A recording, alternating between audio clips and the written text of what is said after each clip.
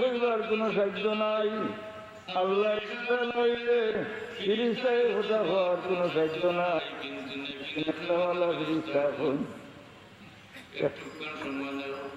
একটু জমলো যদি আল্লাহর বন্দায় মাফি চাই তাহলে তুমি বাদ গেলে ভাই, আর যদি মাফি না চায় তাহলে লেখবাই। তাহলে আল্লাহ দেখা যায় আল্লাহ মানুষরে কি পরিমাণ মায়া।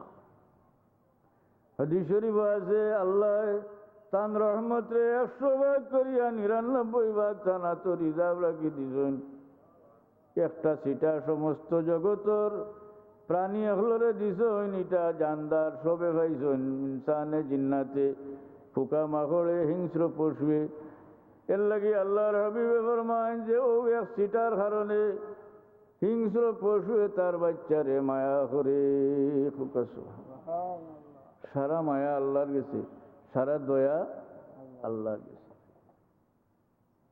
রয়েছে নি না? খালি যদি খাড়ার খান ঠিক করিয়া প্রতিকূল অবস্থার মাঝে হোক যাই উজান হুতোর মাঝে উজান বাইয়া যাইতে নাও যদি ঠিক রাখতে পারে যে বেটা খাড়া, হে হইল আসল খাড়াই। হাসা নাইনি এক্সপার্ট মাঝি। আর বাড়িওল হতো যাই নাও বাইতে পারো এই এমন তেমন কিচ্ছু নাই, যে উফতা হুতোর মাঝে যে নাও ঠিক রাখতে পারে হে হইল আসল খাড়া। আমরা এই দুনিয়ার যে আছি, আমরা সারাটা জীবন আমরা উফতা না বাইতাম, ঠিক না? কারণ মানুষের মনে বুড়াইয়ের দিকে টানে বেশি, এবং ও আগে আপনারা শুনাইছি শয়তান একজন লগে আছে, এও কুমন্ত্রণা দে। এমত অবস্থায় ইনসান বড় পরীক্ষার সম্মুখীন। এই অবস্থায় যদি খাড়া ঠিক রাখতে পারে, এই খাড়াটা হইল আল্লাহর নিষেধ মানিয়া চলে, আল্লাহর আদেশ মতো চলে, আল্লাহর নিষেধ থাকি তারে বাঁচাইয়া রাখে। তার মনের যত খাহিশ হোক, যত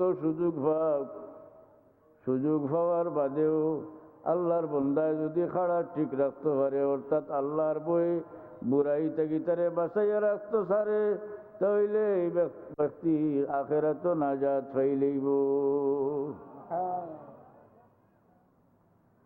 দুরূদ শরীফ পড়ো সাল্লাল্লাহু আলা মুহাম্মাদ সাল্লাল্লাহু আলাইহি ওয়াসাল্লাম সাল্লাল্লাহু আলা মুহাম্মাদ সাল্লাল্লাহু আলাইহি ওয়াসাল্লাম।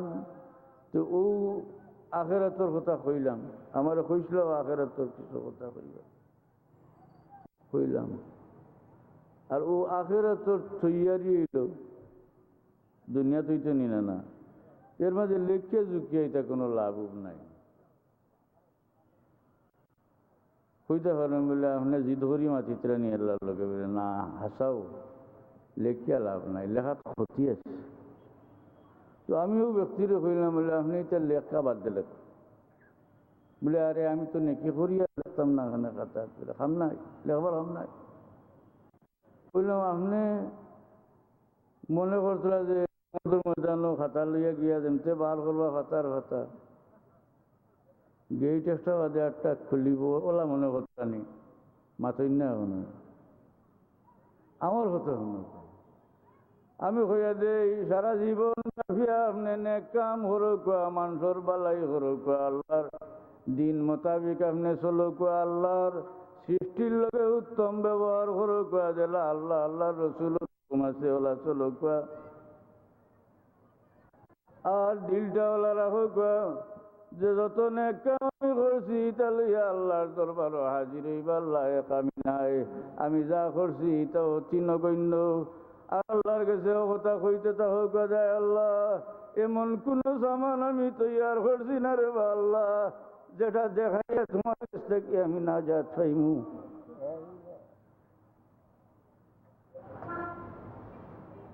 আমি কোনো জিনিস জমাইতাম পারছি না, যেটা দিয়া হিসাব দিয়া আমি যাইতাম পারমু মৌলা, একমাত্র তোমার দয়ার উপরে ভরসা।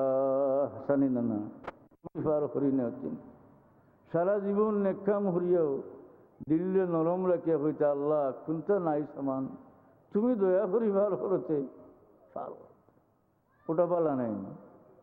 কইলাম জানি এটা লেখতে লেখতে এসে মন শক্ত হয়ে যেতে পারে বলে অতখান খাতা করিয়া আর শিখনেন যে সময় বার করুন এমনি ছাড়ি দিবা কিলা না থইয়ারি হচ্ছে। দেখো গৌমতে মোহাম্মদির লাগি পরওয়ারদিগারে আলমে ওলা সুজা শরীয়ত দান করছেন যে এই বিধিবিধান পালন করা তখন মানুষের চাকরি তো কোনো ব্যাঘাত হয় না, দোকানদারি তো কোনো ব্যাঘাত হয় না, মজুরি কাম করা তো কোনো ব্যাঘাত হয় না, কৃষি কাম করতেও কোনো ব্যাঘাত হয় না। হুক সুবহানাল্লাহ। ই তৈয়ারি করতে সময় এটা কুচুত বাধা হয়, বাধা হয়নি। নমাজ ধরে গেছে, নমাজ আসা নাই। যত নমাজি মানুষ এই চাকরিজীবী হইলেও নমাজ পড়তে পারেন, আচ্ছা দোকানদার হইলেও নমাজ পড়েন, ক্ষেতর হামলা হইলেও নমাজ পড়েন, এই দিন মজুর হইলেও নমাজ পড়েন। তাহলে জিজ্ঞাইলে যে আপনি যে নমাজ পড়েন আপনার কোনো অসুবিধা হয়নি কোনো কারণ? বলে না, আমার কোনো অসুবিধা হয় না। কারণ খেয়াল আছে যে কোনো সুযোগে তাই নমাজ পড়িলেন, হাসানি না। এতে বোঝা যায় অন্যান্য সব কাম কাজ চালাইয়াও নমাজ পড়া যায়।